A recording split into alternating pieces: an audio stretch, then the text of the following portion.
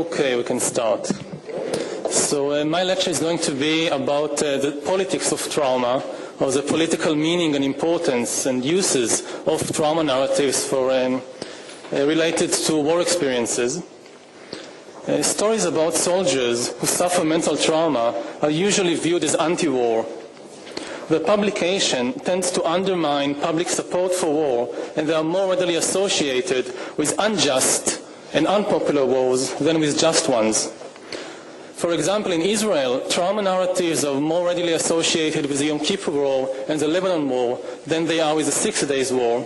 Similarly, in the United States, they are more readily associated with the Vietnam War than with the Second World War. Supporters of a particular war, for example Vietnam, go to great lengths to suppress trauma narratives, or to argue that they are exaggerated and that they receive too much attention. This stands in sharp contrast to stories about physical injury and physical death, which may well be militaristic, pro-war, and drum up support for war in the tradition of dolce decorum est pro patria mori. It is sweet and fitting to die for one's country. Compare, for example, the following two images. On the right, we have Tom Lee's famous painting, The 2,000-Yard Stare, from 1944, which is one of the most famous paintings to come out of the Second World War. Focusing on the mental disintegration of a man in combat, it is most often interpreted as an anti-war painting, uncovering the ugly and unheroic side of warfare. On the left, you have the most famous painting of the 7 Years' War, The Death of General Wolfe, by Benjamin West. It shows the death of General James Wolfe at the moment of victory in the Battle of Quebec in 1759. Focusing on the physical disintegration of a man in combat, it is most often interpreted as a pro-war painting depicting war as heroic and glorious. When we move to photographs, we encounter the same phenomenon. On the right, we have one of the more famous photographs of the First World War, taken during the 1917 Third Battle of Ypres. The soldier on the bottom left has the 1,000-yard stare, usually associated with combat trauma. The photograph as a whole is usually interpreted as an anti-war photograph, which decorates many books and articles arguing that the First World War was a bad and unnecessary and unjust war. On the left, we have probably the most famous, at least positive, icon from the Second Lebanon War in Israel. It shows a wounded Israeli officer, Tomer Buadana, making a V sign with his hand as he is rushed to hospital. So whereas images of physical injury and even death can be heroic and often become positive symbols of war, images of mental injury are never heroic and are usually seen as negative symbols of war. To put the argument of this paper in a nutshell, I would say that people throughout history have argued that it is good and fitting and sweet to die for one's country, but nobody has ever argued that it is good and fitting to lose one's mind for one's country. How can we account for this difference? Why do mental traumas and mental injuries have such a strong connection to negative evaluation of war? There are two possibilities, which will be explored in this paper. One possibility is that whereas all wars cause bodily injury and death, regardless of whether they are just or unjust, soldiers suffer more mental trauma when they are fighting in unjust wars. Hence, the mere occurrence of trauma among soldiers is an indication that the war is probably unjust. Some psychological theories of combat trauma tend to support and uphold this line of argument. According to mainly cognitivist theories of trauma, trauma is caused by cognitive dissonance, and unjust wars tend to cause more cognitive dissonance among soldiers, thereby leading to more trauma. The argument goes something like this. People construct complicated mental images of the world in their heads, which they carry around. Whatever happens to them, they interpret using these mental maps. When something does not fit the mental map, they usually try to ignore or to suppress it. If it cannot be ignored or suppressed, and if they have enough time and mental resources and energy, they will change their mental map. If, however, they don't have the time or the resources or the energy, and the gap between the mental map and the reality they encounter is too big, the result is mental breakdown. So this is cognitive dissonance theory of trauma. This applies to soldiers in war. Soldiers enter war with a mental map of the war, which usually depicts it in rosy colors. Soldiers know that they might suffer physical hardship, injury, and even death, but it is all done in a just cause, and so even injury and death have a positive meaning of worthy sacrifice. If the aim of the war is indeed justified, and if the army acts in a relatively ethical manner, the soldiers' mental map remains solid, and they are able to endure much hardship without breaking down. This is because they can give positive meaning to the suffering that they endure and also to the suffering that they inflict. If, however, the soldiers discover during war that their side is fighting for an unjust cause, or that their side is committing too many atrocities, they often do not have the time and the mental resources to readjust their mental map, and they break down. Alternatively, they might come to the conclusion that the war is unjust, but since they cannot leave the army at will, they are forced to go on fighting without being able to give any positive meaning to the suffering that they endure and inflict. The result is again mental breakdown. It is very important to note that this interpretation does not rely on the existence of some absolute morality, only on relative morality. A Nazi soldier, indoctrinated to see Jews as enemies of humanity, which must be exterminated for the greater good of mankind, will not suffer any trauma upon seeing mass extermination of Jews because he suffers no cognitive dissonance. Similarly, a Crusader knight brought up from childhood to believe that killing heretics and infidels is good will not suffer any trauma if he massacres the civilian population of a Muslim city. However, an American soldier brought up on a diet of humanistic values who goes to Vietnam believing that America is there to help the Vietnamese may well suffer trauma if he witnesses his unit massacring a Vietnamese village.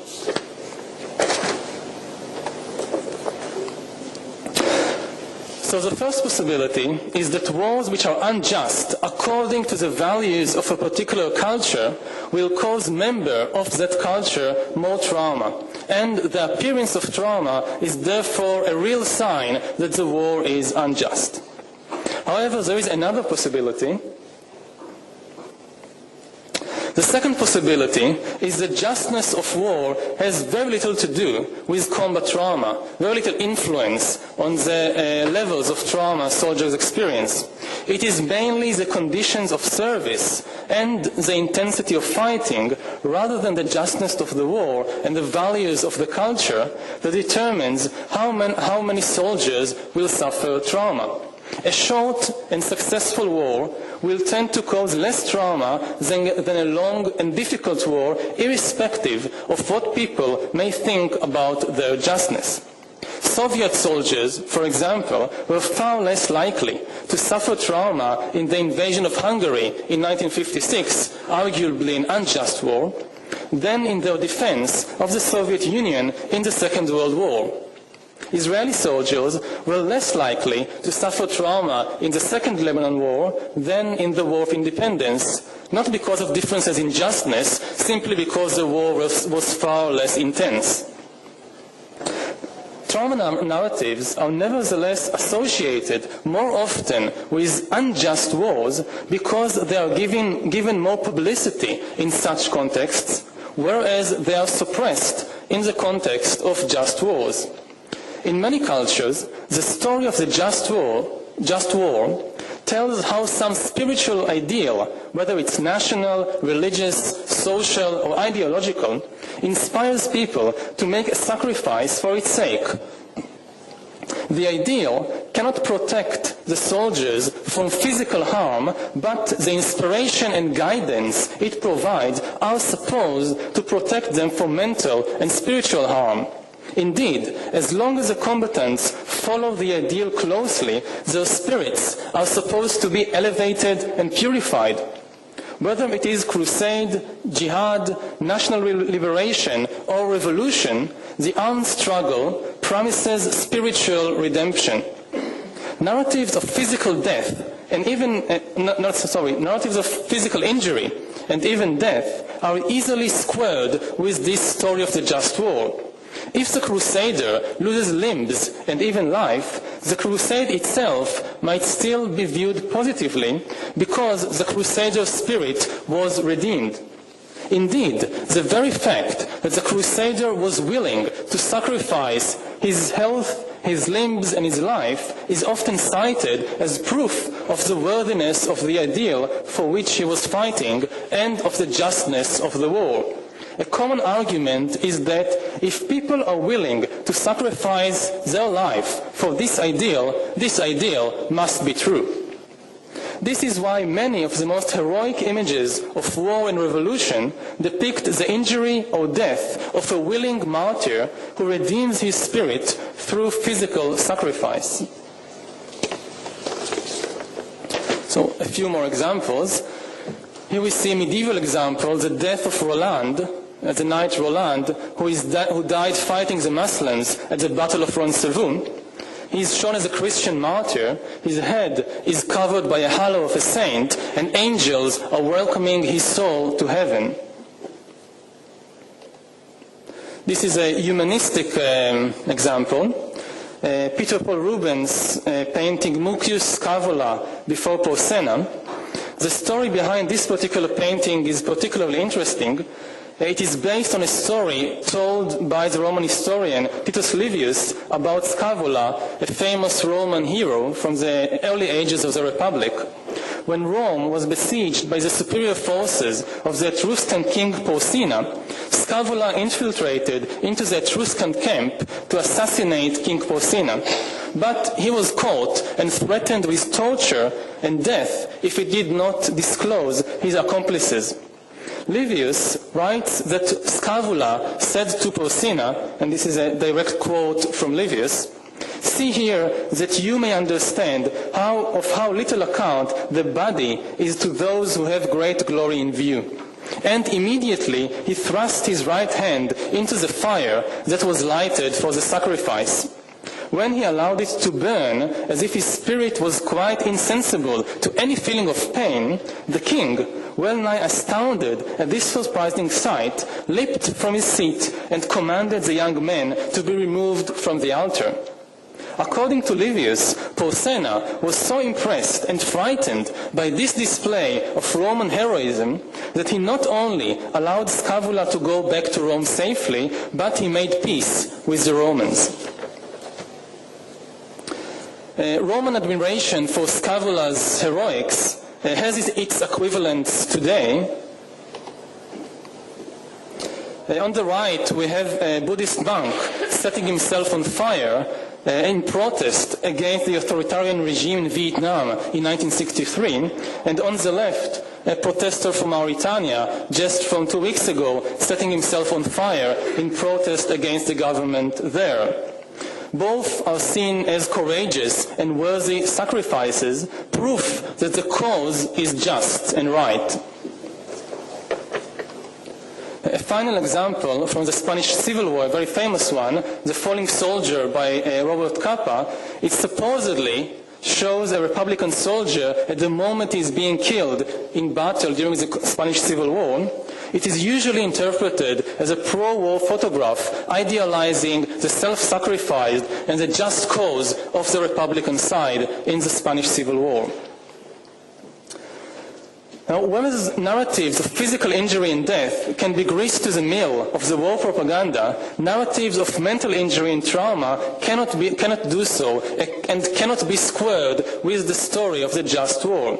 If the crusader's spirit is broken and maimed, or if he is no longer willing to make a sacrifice for the cause, can this be redemption? There are only two ways to account for such breakdowns. One is to argue that the faith of this particular crusader or soldier and his adherence to the ideals are faulty or faltering.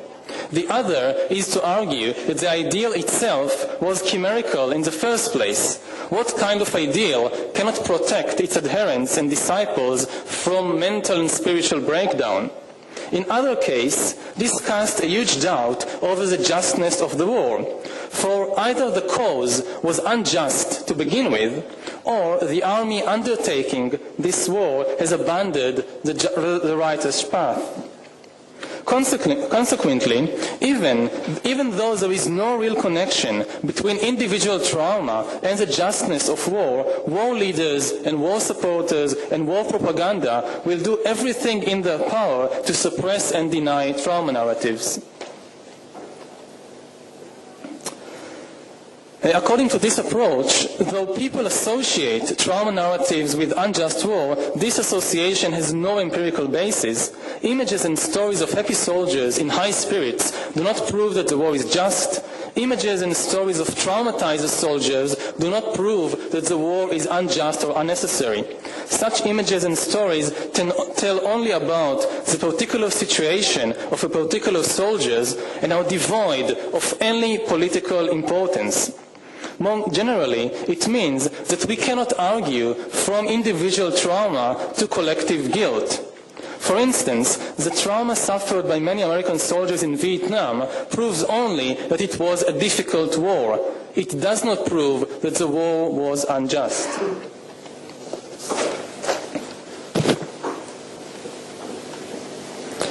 To summarize, the aim of this paper has been to highlight two alternative explanations to the widespread association of trauma narratives with unjust wars. One is that there is a real causal connection between unjust wars and trauma, at least unjust wars as seen by the relative values of that particular culture. And the other is that there is no causal connection between the two. Trauma narratives are simply suppressed when people think that this is a just war because it's hard to square the two together. It is left to future research to determine which of the two options, if any, is the better one. Thank you. Very much. I think it was very interesting to see the psychology of war through the eyes of the trauma of the soldiers. And now it's my pleasure to invite to the podium. Excuse me? We have time? Okay. So please, if we have some questions, sorry. Please.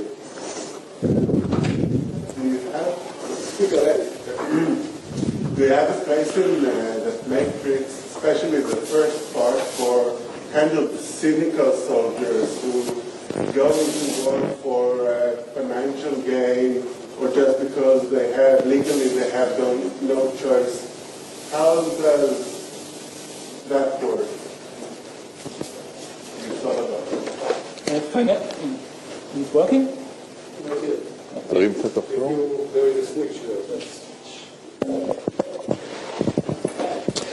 Financial gain is also a kind of just war theory. I mean, just in terms of the individual going into war. It's worthwhile for me to go to war. As long as I think it's worthwhile, I'm not supposed to be in trauma. I get from war what I want to get from it. When there is coercion, it's more difficult, but it is almost impossible to hold an army together and to wage a war only by coercion. You must have some kind of carrots or some kind of positive meaning, because you just can't put a police officer over every soldier to make sure that he is fighting. And at least historically, even what we considered the most unjust wars in history, they're very often fought by people who are somehow motivated to think that there is some positive meaning in them. בבקשה. Well, this photo of Lee on the 2,000-yard stair, it's true that it is a kind of a traumatic stair, but on the other hand, it is well known that this particular kind of combat trauma facilitates the combat capabilities of these particular soldiers who suffered from this kind of stair. They have become combat animals, in fact. If you remember the character in the Full Metal Jacket film by Kubrick, that's already there. I mean, it's anachronistic to say that, but it's the same. So there is some ambiguity about what you say. It's a just or an unjust, because by most historians, World War II is considered, in the eyes of the Americans' expedition to Europe, as a just war. I think this photo is from the Pacific War, not from the... Anyway, it is also the Pacific War is considered as a just war.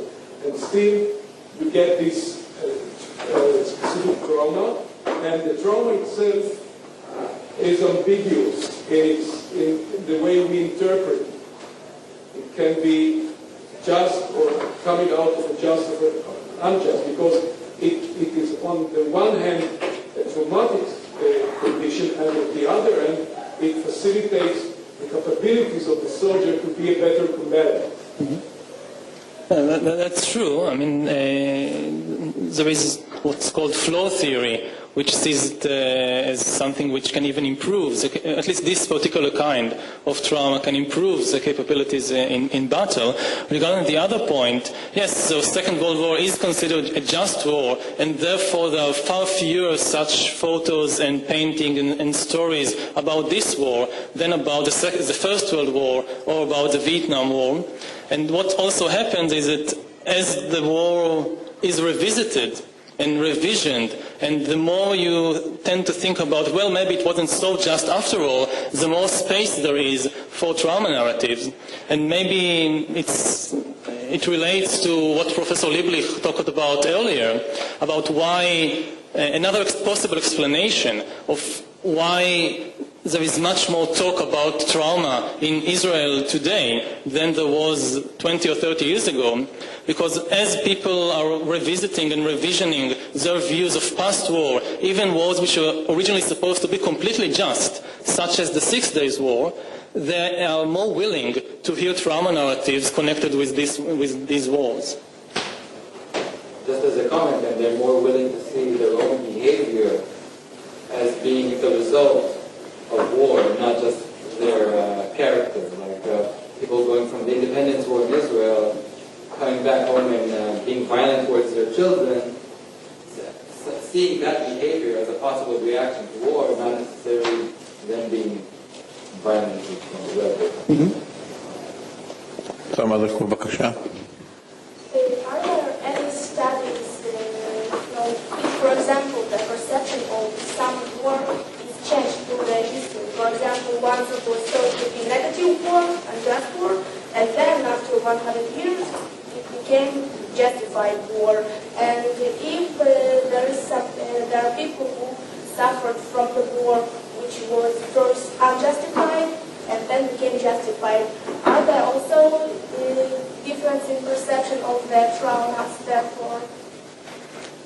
After 100 years it would be difficult because nobody is left to recount the stories. It's an interesting suggestion, whether it can go the other way around. As far as I can think, there are very few wars which were considered unjust at the time, and later on people started thinking, well, actually it was quite just. I mean, there is no example that springs to my mind. If somebody can think about such an example, it can be a very interesting issue to look at. But the Civil War, like the American Civil War, where the North kind of gave the racism aspect further on. I don't know if it would help individuals. I mean, it had like a different motivation to begin with, and then kind of a more idealistic motivation by the time it ended and in hindsight.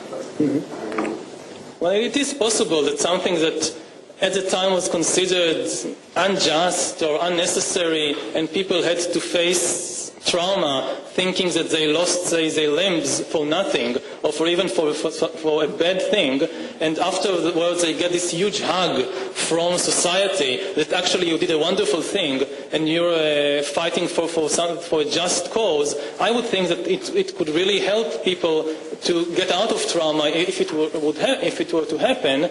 I just can't think of any example at the moment. Okay, I'm sorry. Thank you. We'll continue. But later in the discussion you can make your points.